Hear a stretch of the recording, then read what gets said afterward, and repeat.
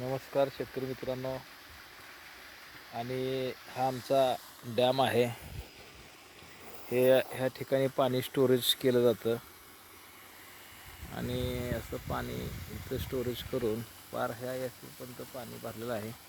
आणि हा आमचा दुसरा तलाव आहे. हा सुद्धा आम्ही पाणी निघत भरला जातो आहे. आणि इकडे जुंजळा आहे. हा घास असून ह्याच्या पलीकडल्या साईडला अनेक आमचा जुंजळा आहे. तर विषय असा आहे, असं हे शेततळं आहे आणि एवढं पाणी पूर्णपणे साचलेलं स्टॉकला आम्ही ठेवतो.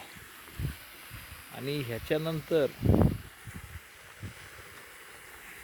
हेच पाणी ह्याच भागातून आम्ही कायम सतत हे आमचा जुना तलाव आहे आणि नवीन केलेला तलाव तो पलीकडे वरच्या साईड फिरतोय.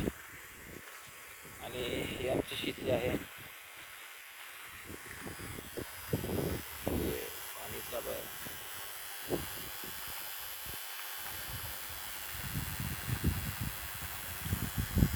हिरवागार घास आहे आणि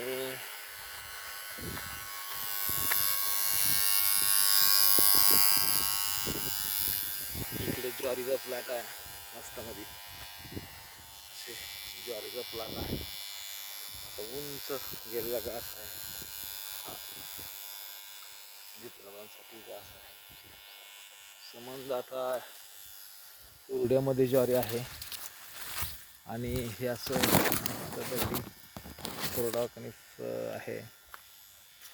असं पूर्णपणे ज्वारीचं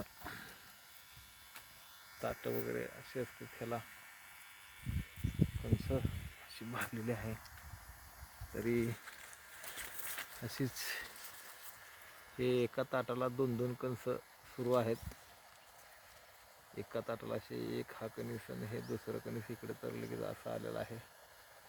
तर असे 2-2 कणस एका ताटाला लागलेले आहेत.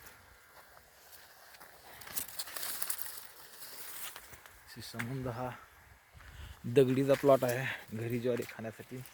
हा संबंध हिरवागार घास आहे. संबंध पलीकडल्या साईडला आहे.